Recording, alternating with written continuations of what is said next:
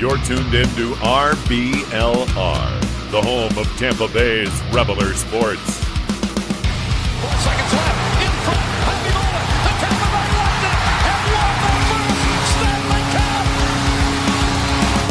And the Tampa Bay Lightning have won the Stanley Cup. Lightning strikes twice. The Tampa Bay Lightning win their second straight Stanley Cup.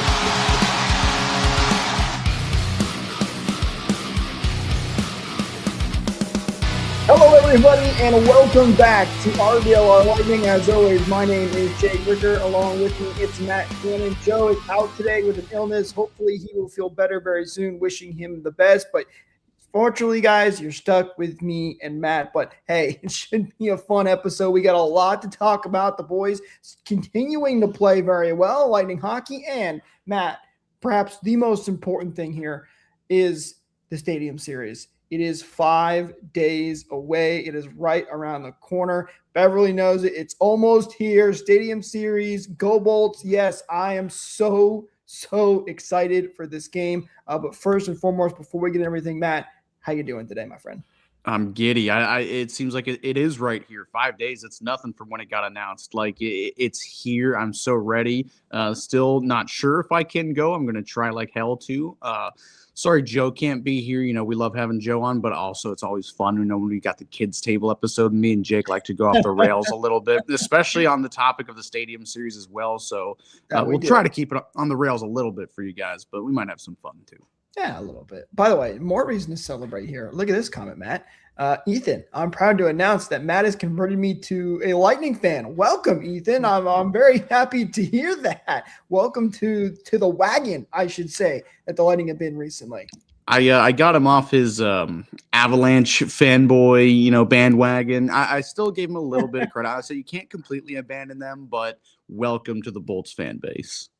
You are always welcome, Ethan. We are glad to have you here talking more Lightning hockey and part of the Lightning fan base. Well, with that said, Matt, I think it's time to jump right into it. By the way, welcome everybody in who is joining with us live. Don't forget to follow us on social media at RBLR Sports, at RBLR Lightning, so you do know when we go live. We try to go live on Mondays around 6 o'clock, but sometimes things go a little haywire, so make sure you follow us, ring that bell for notifications, all that good fun stuff, so you do know when we are live. If you're here with us too, don't forget, drop your comments down below like Ethan and Beverly have, and join the conversation. Love to hear what you guys have to say.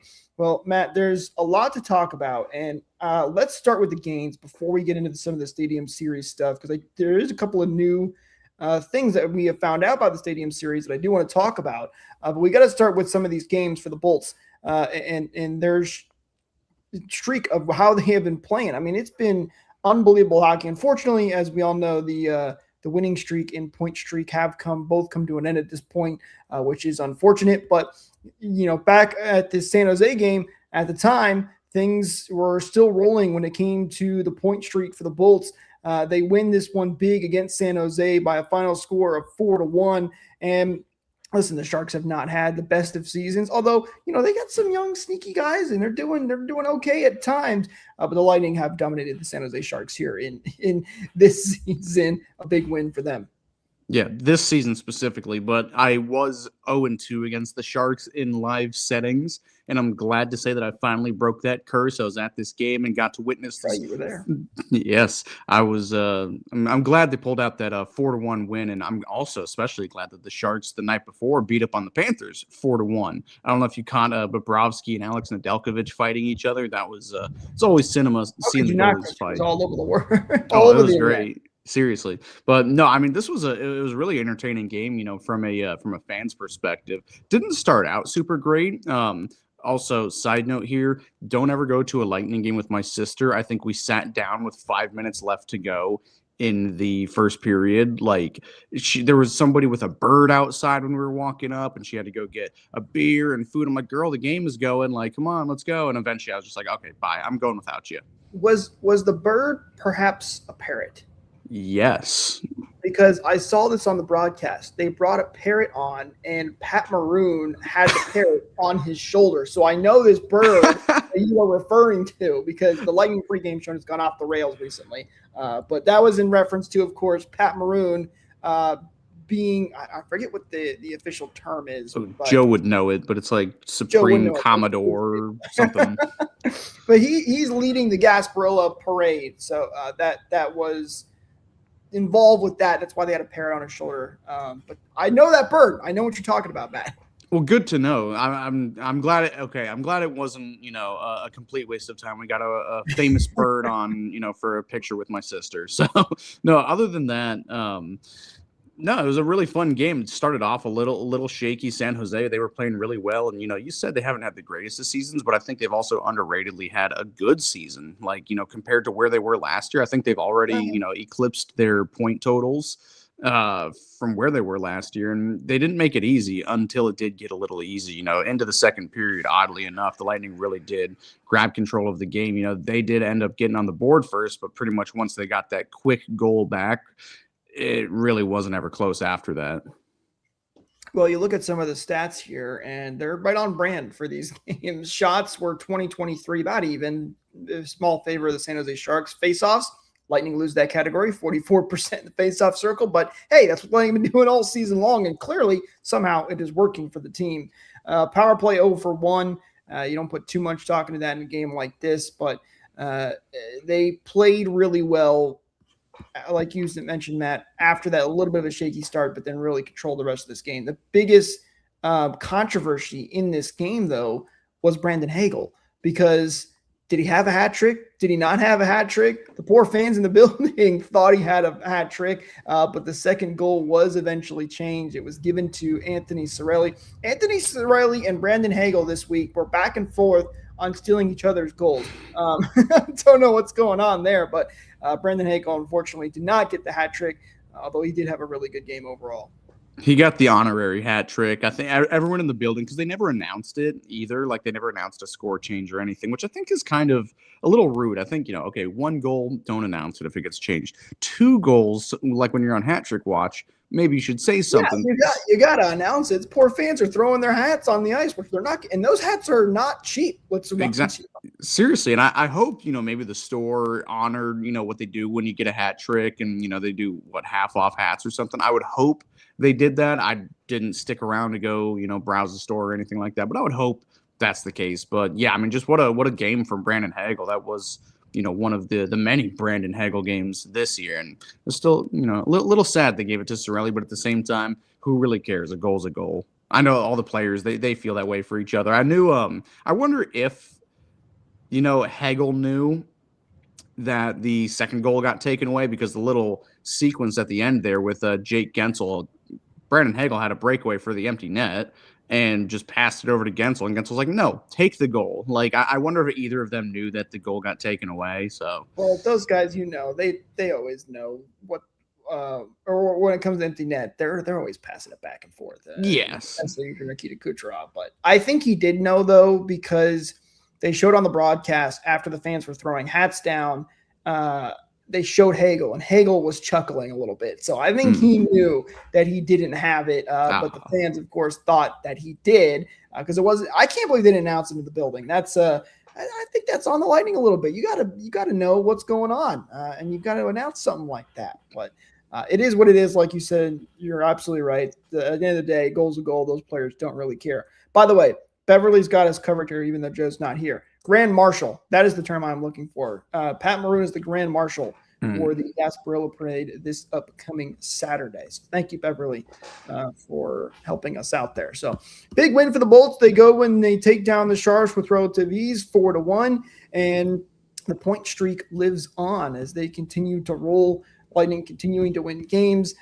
It seems like nothing can stop them. And then you go and watch this game against the Chicago Blackhawks, Matt, which Chicago, again, another team that's just not having great years recently. They've been better. Connor Bedard is definitely becoming one of the premier players in the NHL. But this was a goalies duel, Matt. And, this really reminded me of the St. Louis game in which the Lightning's win streak was ended. This was the St. Louis game, but the only difference was this time the Lightning came out on top in the shootout. Both goaltenders playing absolutely fantastic. And then we do need to talk about the shootout because, boy, was that an entertaining shootout. Yeah, it was Oh, this game was really stressing me out too, because it's like you were severely outplaying them, just like you were in that St. Louis game. Like severely, the shot differential is crazy, and it's not even just the shots. Like you're getting, pretty good quality chances. Arvid, 31-19, by the way. oh my gosh, and there were a lot of posts, a lot of misses. Arvid Soderblom, despite him only letting up, one actual regulation goal, like I didn't think he was that great, despite the shot totals. Like, Gage Gonsalves, he missed a wide open net. And there were a couple other chances where he was just way out of position.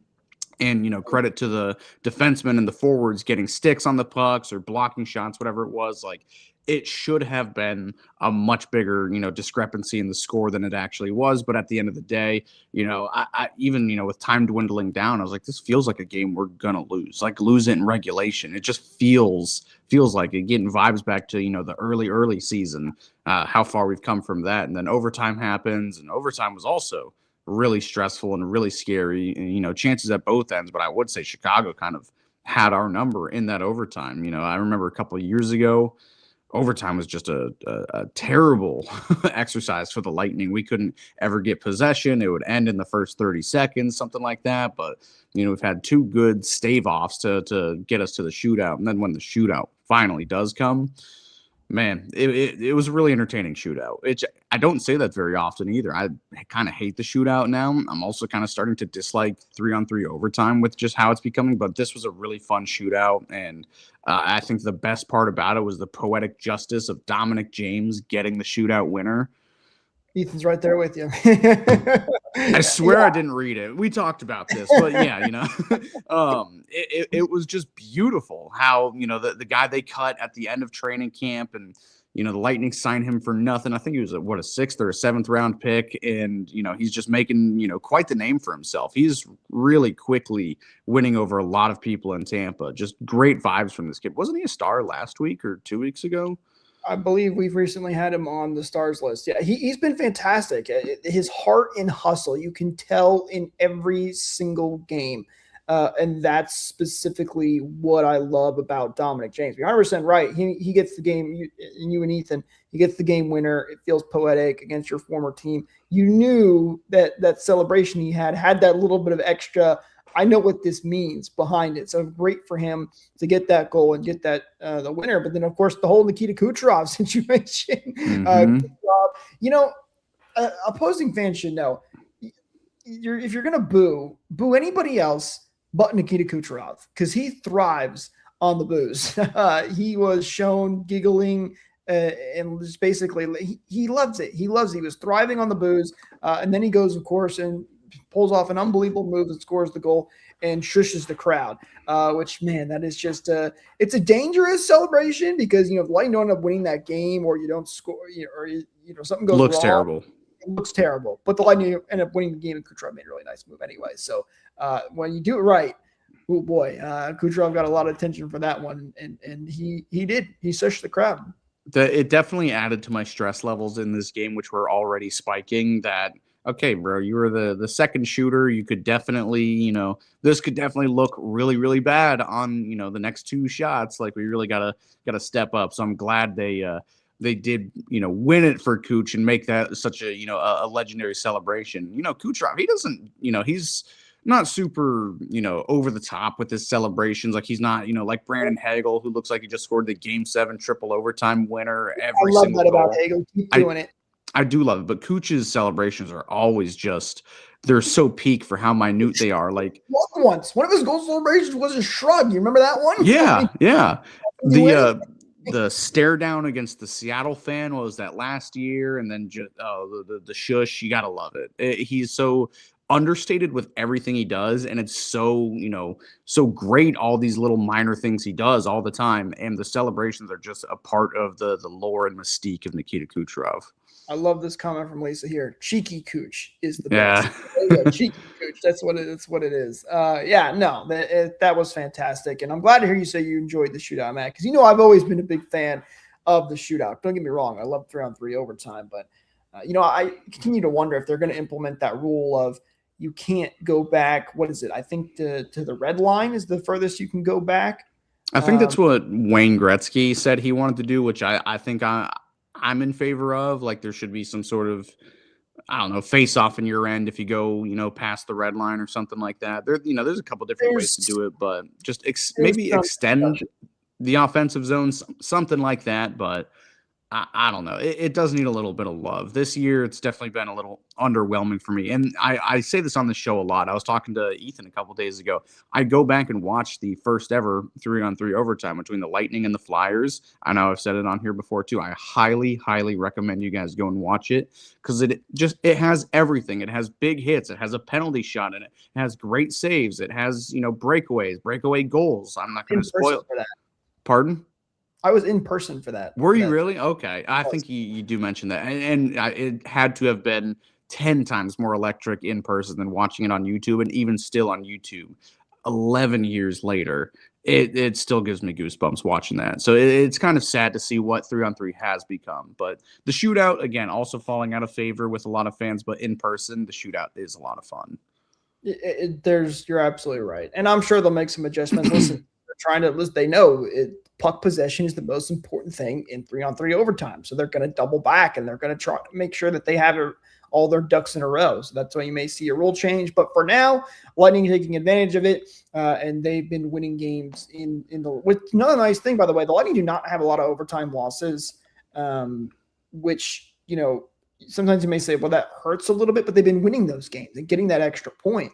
So, that's really nice to see that they've been able to close things out late. Compared to some of the other teams that they're, jockeying with first in the division and first in the conference for, they don't have many overtime games at all. A lot of their games, most of their games are regulation wins, which is a huge thing when it comes to, seeding in the standings. Like if you've got, you're tied with whoever Detroit, at the end of the year for first in the Atlantic, you're going to have an edge on them. I think we've got 3 or 4 more regulation wins than them. Montreal, they're overtime merchants. So it is a good thing that we're not going to so many OTs and shootouts because regulation wins, it's the tiebreaker. Matt, I know we said we were going to try to stay on the tracks a little bit here, but I do have to go off a little bit. This is kind of breaking news, but it involves a former Lightning player. I already know what you're talking about. Is being held out tonight for roster-related reasons. He's not on the ice for the Devils in warm-ups, which wonder what that usually means. There's a trade coming involving that player, which is Andre Palat. Oh, I mean that would be pretty crazy. I don't think there's been no rumors of that at all, but. Boy, would I love Palat to come.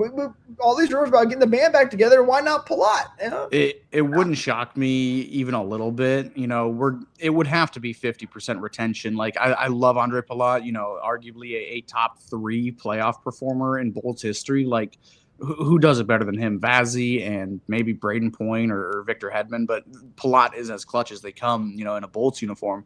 But in Jersey, he has fallen off hard. He's not liked there, just his nope. He makes a little too much money, so maybe 50% retention, and you get him for like a 7th or something. Like New Jersey wants out of that contract. They want out of Andre Palat. Not a lot of teams would be suitors for him, but man, if you can get him stupid cheap on both ends of the deal, cash and a late pick or something, or future considerations or something, who really cares? Like just get rid of him. Maybe I would take him, put him on the 3rd or 4th line, and maybe he can re-find core Andre Palat back in Tampa.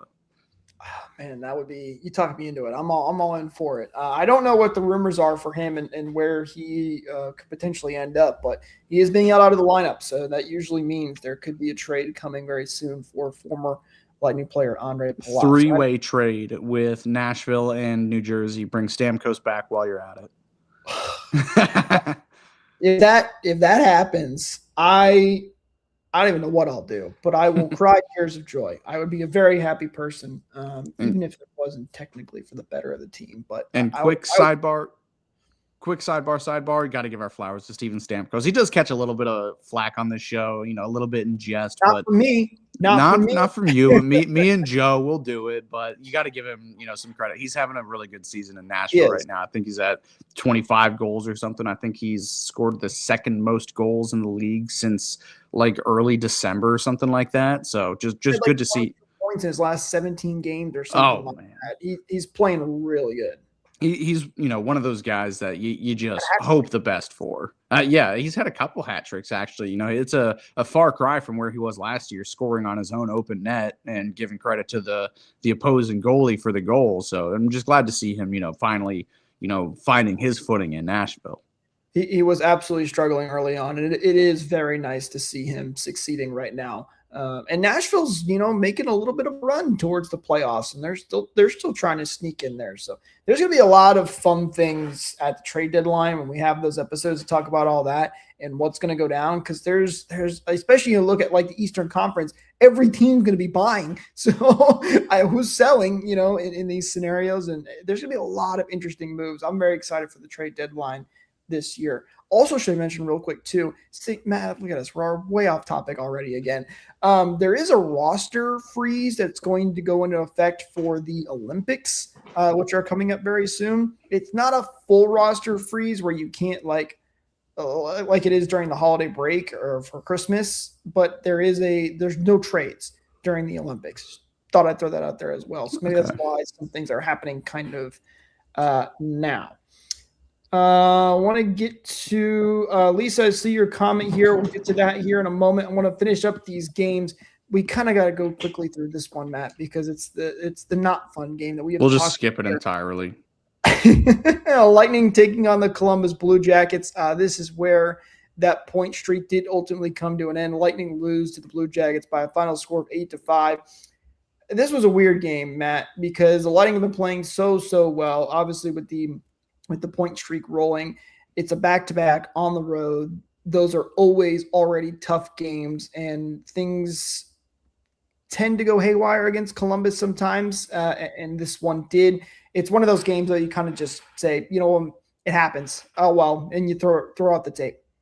Yeah, I mean, I was watching this one, at dinner, the first two periods of it, and every time I would glance down at my phone, it didn't really look too good. Like, yeah, it was pretty back and forth for, the first, couple periods, it seemed, but all the goals against, as much as you want to point fingers at Jonas Johansson, I've seen a lot of that. Nobody really looked their best. It looked like a lot of guys were getting beat. There were a lot of odd man rushes, 3-on-2s or 1-on-2s, trap game. It's exactly what it is. And maybe not even because Columbus, they have been playing pretty good since their head coach got fired. I think I said that last week and kind of put that bad juju into the air. But man, it was a bummer. Everybody looked a little tired, looked a little rusty. And yeah, you are on the second half of a back-to-back, but you did have a little gap, before that first game. So you can't really fall back on it. But, even guys that are, defensive staples like JJ Moser, he wasn't having his best game. Nobody really was. The offense was there. 6 goals, or was it 5 goals? That should win you a game, but at the same time, it's not going to win you every single game, and this wasn't one of them. A couple unfortunate things happened in this game, too. You lost Charles-Edouard Dastou mid-game on a pretty, fluky hit. The Eric Chernak hit, I could see that go either way. I was a little disappointed it wasn't a penalty, like at least 2 minutes or something, and to me, that was kind of the... Pardon? He got hit from behind. I mean, he hit him right in the numbers, which you can't do. But you could make the argument that he was turning and whatever. I don't really see it too much. Like, I think it should have been 2, not a 5. And 30 seconds after that happens, they score a goal. I think that was the biggest turning point in that game, and from then on out, it was kind of out of reach. The good news is Cernak was okay, and he returned in the Utah Mammoth game.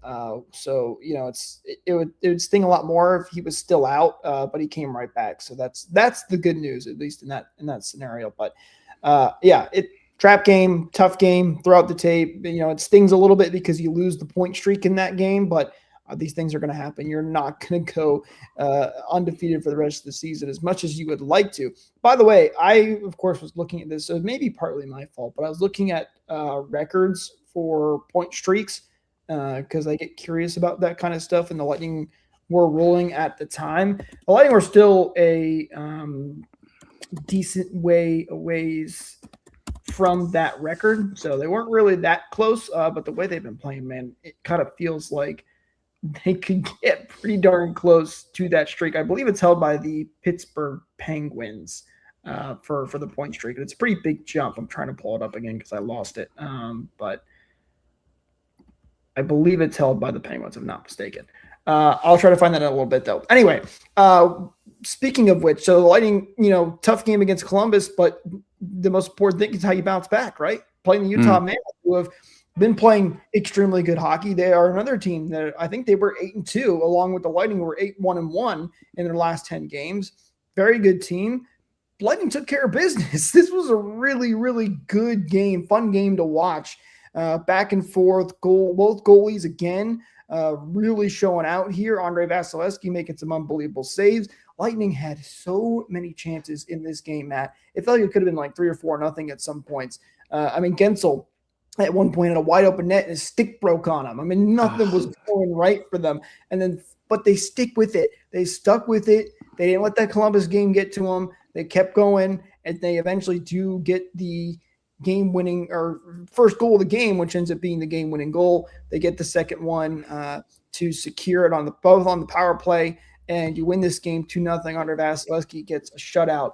Really great stuff for the Bolts.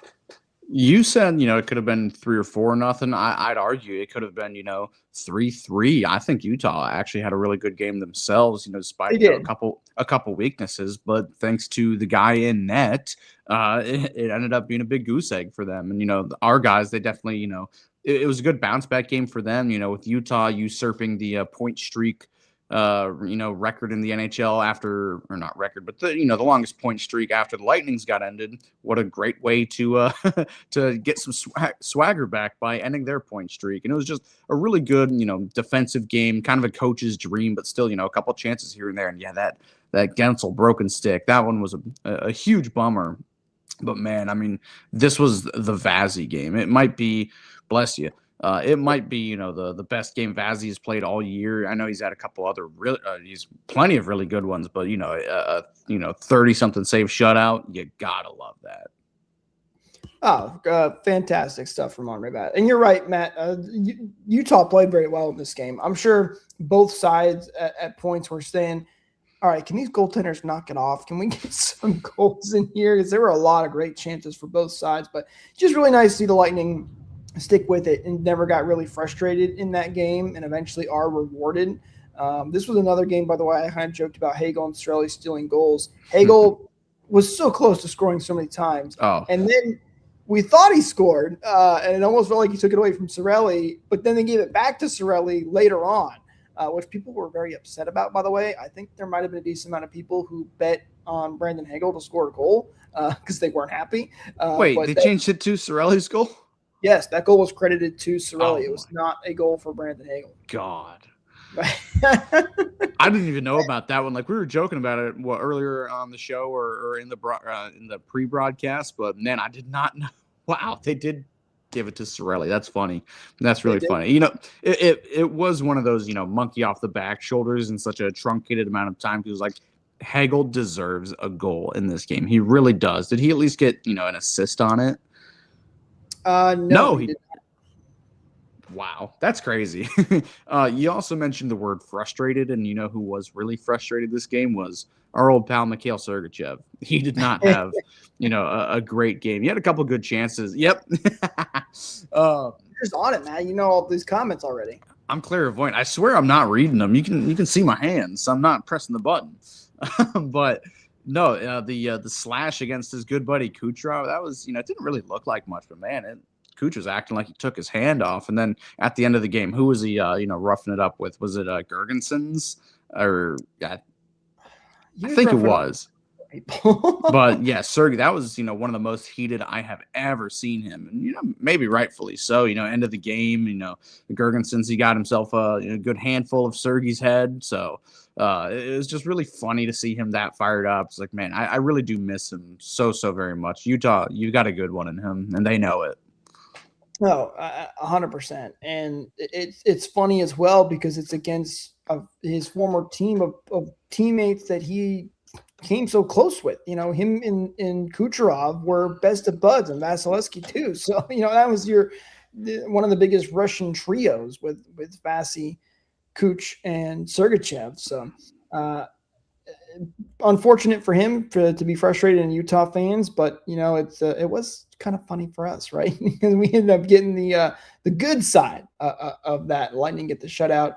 They get the big win against Utah. So Matt, overall, really nice week for the Bolts. You get winning at San Jose and Chicago, the one loss to Columbus, but you get right back in the saddle of things and win against the Utah Mammoth, who are a very, very good team as well. So another really, really solid week for the Bolts. All right, let's talk about our 3 stars of the week here, and there is plenty to pick from with all the goals that were scored in this one, but I think there were some pretty clear-cut picks for this week, Matt. Let's start with our number 3 star of the week. Again, goals that were taken away.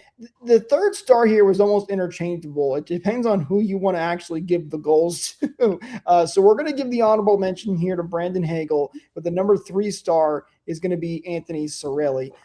He officially ends up here on the week with 3 goals, 4 assists for 7 total points, and was a +2. Really good stuff from Anthony Cirelli. What a little thief he is, stealing 2 goals from Brandon Hagel. But at the same time, that thievery is what earned him a spot on Team Canada, because he has such an excellent forecheck, and he had an assist or a good play to, I think it was Nikita Kucherov.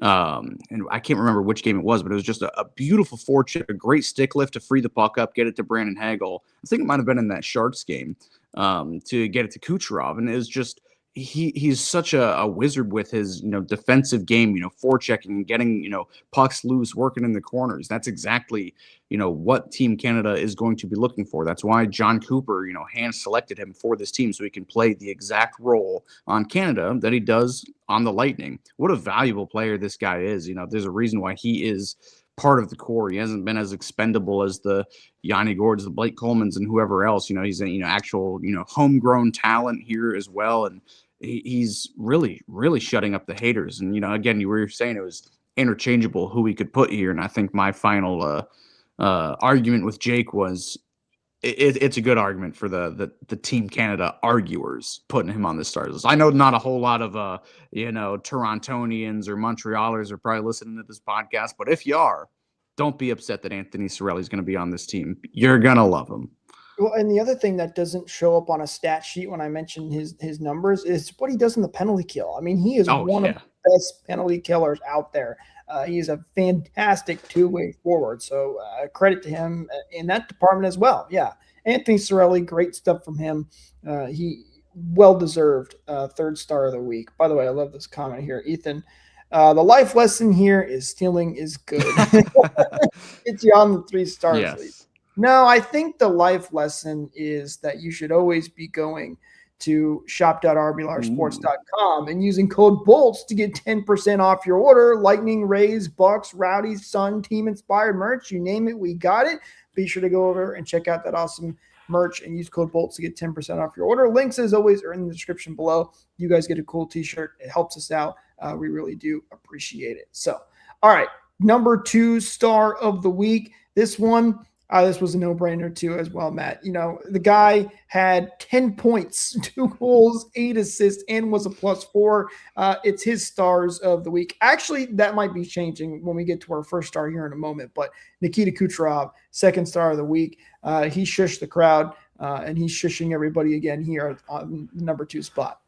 You know what? If the theme of the show is stealing, he's stealing back his list. A couple of years ago, it was Nikita Kucherov's 3 stars of the week, and it seems like, I don't know, the last 5 weeks he's been on it.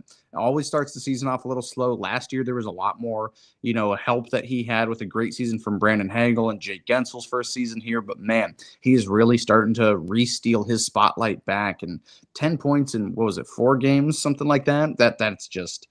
Oh, that's just insane. That's over, 2 points per game in, small sample size. And don't look now, but he's only 8 points back of Nathan McKinnon, who started the season off, white hot.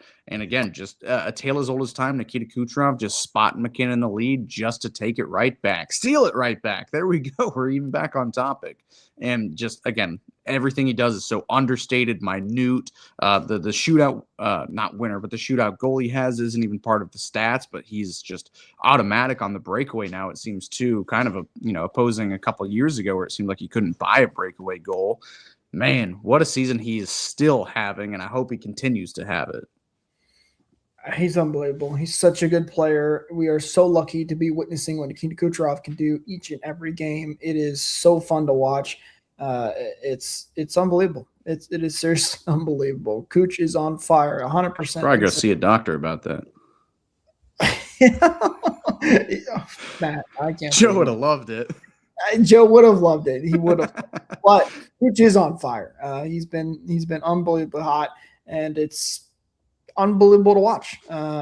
It's absolutely fantastic, and he earns a second star of the week. By the way, I have an update for you on the Andre Palat situation. Sounds like he's going to the New York Islanders. Palat to the New York Islanders, reported by Elliot Friedman not too long ago here. So 2 interdivisional trades for the Islanders in back-to-back days. They just got a Carson Soucy from the Rangers, and now Andre Palat to the Islanders. He might be a good fit there. You know, I don't hope anything good happens to the Islanders. I do hope good things happen for Andre Palat, though. So a little bit of a interesting situation there. Full trade not out yet, but Palat sounds like he's going to New York Islanders. All right, back on topic here for the stars of the week. Matt, I kind of hinted at this. You know, we've been calling it the Nikita Kucherov 3 stars of the week, obviously, because he's always on here. And you talked about how we were like, oh, maybe not at the start of the season, but he's back on it all the time. Well, for the first time, I believe this season, we have a guy that has earned back-to-back number 1 stars of the week. And boy, did he have an unbelievable week. And that is none other than Andrei Vasilevskiy, who gets the first star of the week. Listen to these stats. He was 3-0 with a .971 save percentage and a .65 goals against average. He was unbelievable, Vasi, and of course with the shutout as well in that game against Utah. Well-deserved first star of the week. You know, if I just look past my camera right here, I can pretty much have a conversation with Andrei Vasilevskiy. No, I don't have a picture of him. It's just a wall. That's all it is. That's what he's been for so great. Very long.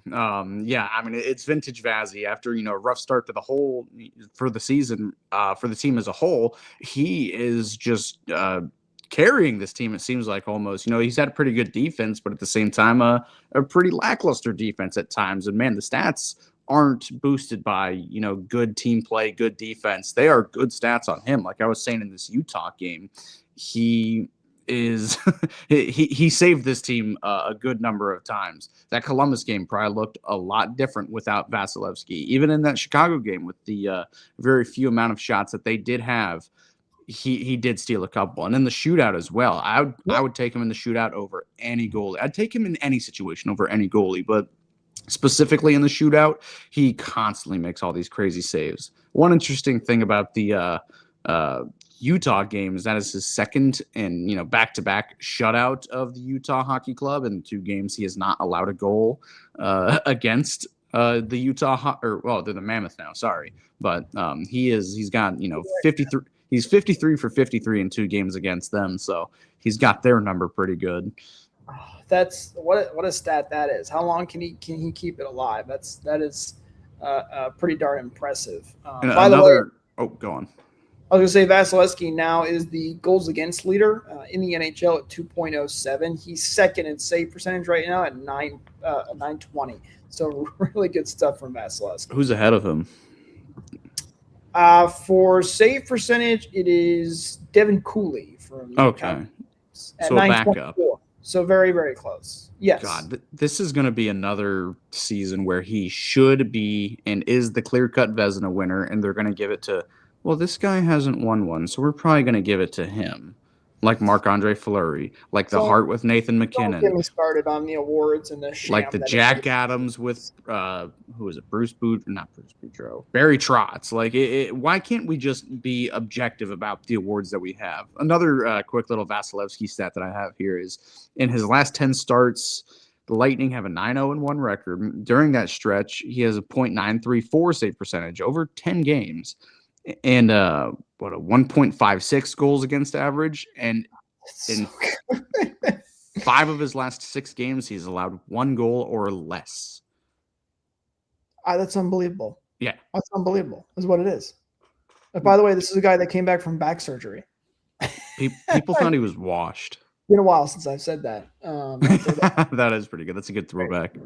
By the way, Beverly here says scored line should have been a star of the week of these weeks. Yes, you're absolutely right, Beverly. There's a lot of guys that could have been on the list this week. You look at some of the stats, and there were like 5 or 6 guys that had at least 5 points this week. So there were a lot of people that deserved to be on this list. But ultimately, we decided to go with Anthony Cirelli at number 3, Nikita Kucherov at 2, and Andre Vasilevsky as the number 1 star. Let us know in the comments down below, though. Do you agree? Do you disagree? Who would you have to put on that list? Love to hear from you guys, as always. All right. Gord himself, he has been playing actually amazing recently. It hasn't really translated to goals and assists, but he has been everywhere, especially in that San Jose game too. I don't know if it's just because you're in person and you see, number 37 just flying up and down, zippy zap, like everywhere, but he has just been involved, doing everything he can, just looking great as well. So hopefully it can translate to some goals and assists, but regardless, he's been playing really good. Time to look ahead here for the Bolts' upcoming schedule. They're going to have the Winnipeg Jets in town at 7 p.m. Eastern on the 29th at Benchmark International Arena, so staying home. And then, Matt, it's the big one on Sunday, February 1st, 6:30 p.m. Eastern is the projected puck drop time. We know how these things go. It probably won't be 6:30, but that is the Stadium Series game, which we do have some things to talk about. But first and foremost, let's hit this this Winnipeg game quick, Matt. It kind of stinks up on you because Winnipeg has dropped off a cliff since last year, but still a game. You want the Lightning to come out and continue to play really well. It's almost like a warm-up game. It can also be a trap game, so you have to be careful before you go into the Stadium Series. It could be, but hopefully you get, the Winnipeg they've been over the last couple of months, and they just don't show up to play. Hellebuck's not been too good, and just, nothing doing for them. I hope that, like you said, and this will probably come back to bite us, but be a little bit of a warm-up game. You've got no excuse to lose to the, 30th ranked team in the league. So, but obviously, our sights are set towards Sunday. That is the, the big game, of course. Everyone's excited about it. That's what we led with, so that's really the important one. I would lose that Winnipeg game 0-10 if it means we can win that outdoor game. Yes. I really would not care what the outcome is. So hopefully they can pull that off. 100% with you, Matt, because we have to be able to say that we're still 2-0 in outdoor games, especially when the Florida Panthers are 0-1. By the way, I just noticed this on the Lightning schedule on their website. It says sorry, my phone is ringing. I thought I put my stuff on Do Not Disturb, but of course it didn't do it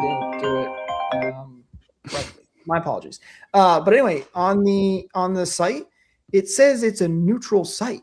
This game is not a neutral site. If you look on the Lightning's website under schedule, when you go to February 2026, it has a little Stadium Series logo, and in parentheses, it says neutral site. If that means we don't get to fire the damn cannons, I'm going to be really upset. I will raise I'm going to be in the press box for that game, and I will get my press passes taken away if they don't shoot off those cannons. I mean, come on. I can fill in for Michael, by the way. I'm just saying, he's probably out of town, No, he's here. He's here. Oh. He's going to be there. This is... Yeah, no, I don't know why it says neutral site. That doesn't make any sense. They have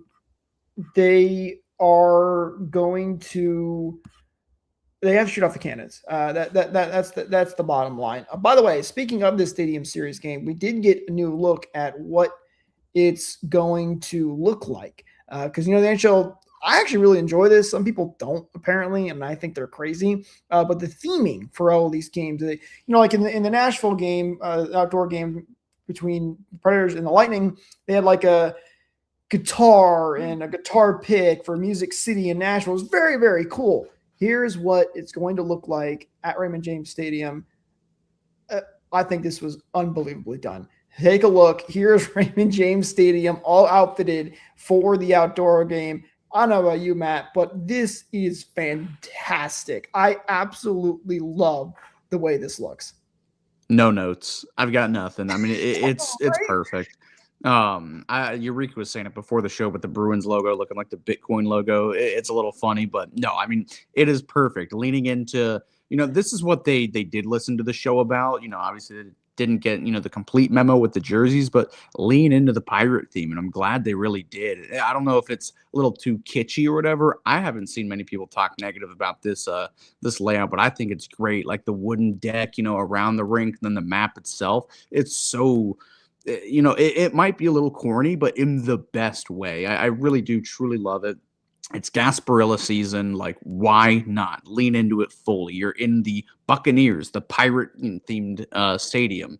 Lean into it, and they did. The little ships or whatever that is on the over to the right there. See, but there's like a shipwreck with the Boston logo, and the other side's a mast with the Lightning logo on it. I mean, it's so, and I believe to the right, those are going to be like stages for the performers because they're taking out some seats. Which, by the way, this means if they're taking out seats, it's not going to be the highest attended game in Lightning history, which is kind of a bummer. But I'm with you, Matt. I'm very glad they leaned into this pirate theme like we were talking about. And also, again, it's hard to see in this image, but if you go on Twitter, you can see it better. There's like down in the bottom right there next to the Lightning logo, it says Thunderbug Cove. Like there's a lot of funny Easter eggs that they put into this. That's really cool. No, I mean, it'll probably look even better in person. Like I'm a huge fan of this. Again, no notes. I even kind of like the player walkout areas there. It looks like a pier or a dock or something. Oh yeah, that's probably better. Yeah, and just completely leaning in. I can't tell what is that like on the top side of the rink there. In the top right? No, just like on the. Yeah, just the top of the rink. Shoot, this not the top right, but just behind the benches, I guess, if you will. Here, I got a better picture of it here. It's just okay. That's the shipwreck and the mast and all that. Yeah, that's the shipwreck up there. Okay, and the other things are the stages. Okay, gotcha. Either way, it looks fantastic, and I'm very excited to see it in person.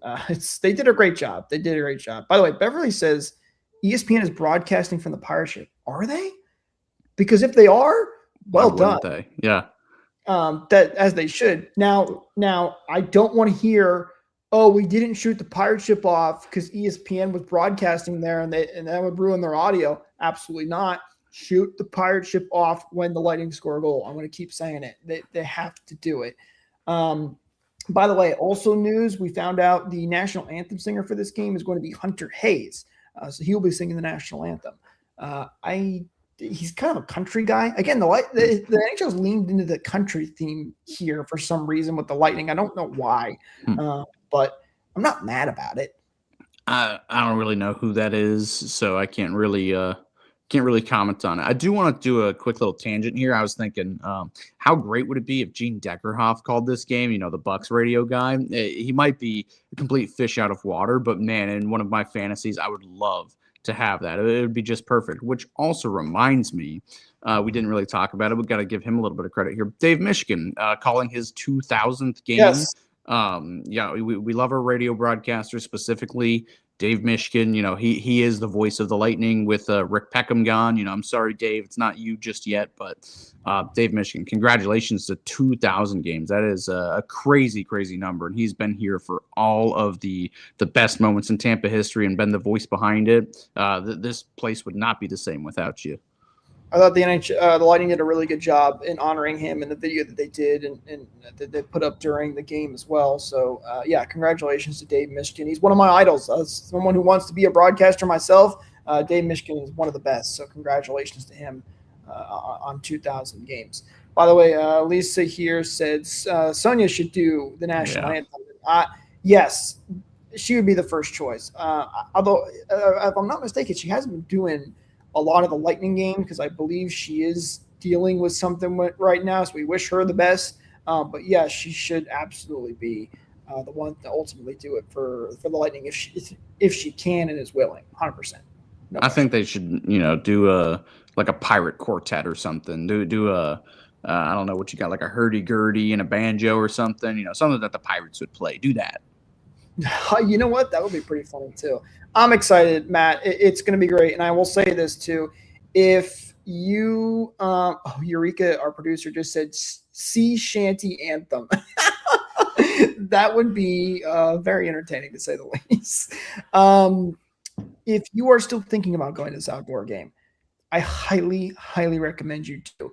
Even if you're not going to the game, go to the pregame. Check it out. Again, I was fortunate enough to go to the one for when the Lightning played in Nashville. It's such a fun time. It is a once-in-a-lifetime type of experience. I highly, highly, highly recommend it. Because the one issue, by the way, with this image, Matt, I don't know if you noticed it, there's way too much yellow in this rendering. We cannot let that happen. Oh, we yeah. need plenty of blue in the stands for this game. So go. You will not regret it. It is a ton of fun. So I highly, highly recommend going to this. Oh, and thank you for reminding me, Beverly. Yes, dress warm. I'm actually really excited about this. Lisa said too. Great weather for the game. You know, Florida got a lot of hate because of the weather, and warm weather states can't be done here in Tampa. The weather is actually going to be quite chilly for this game. Current projected, let's take a look because it's changed. It's been changing a lot since we saw a couple of days away. But the current projected temperature for this game at puck drop, which is supposed to be about 6:30. By the way, really cool stuff that they have done with building the tent and the ice cooling thing to keep the ice cool leading up to the event, but they're probably not going to need it that much on the day of the game. It is supposed to be 43 degrees at puck drop. For Tampa, are you kidding me? They could not have picked a better date. Yeah, no, I mean, and it's going to be cold. Like if I go, I'm going to have like 3 jackets on and like snow pants. Like I don't do the cold very well. And, I hope everyone else dresses like that. I hope, if, these Boston fans come down, of course, somebody's going to be in shorts and a tank top or something, Patriots hat. Like they're just going to look like a total Bostonite. I'm not going to use the other term for them, but make it look cold to shut these traditional market people up. Like it will be cold objectively. So make it look cold 40, so it looks like we fit. Yeah. Yes. You're 100% right. 43 degrees is a great temperature for this game. And I'm very, very excited that it's going to be that cold. It just goes again to show you that Tampa knows how to do it right. It's going to be a fantastic event. We'll be covering it, of course, as well after the fact, recapping it all for you guys. I know I will be in attendance. Matt, hopefully you're going to be there too. I know it's going to work out for you. You're going to be able to find a ticket. You're going to be able to get there. It's a ton of fun and a great time. So, but guys, I think that's going to do it for us in this episode. Thank you so much to everybody for tuning in once again. But with that said, we'll talk to you guys in the next one. Go Bolts and happy Gasparilla. And fire the cannons.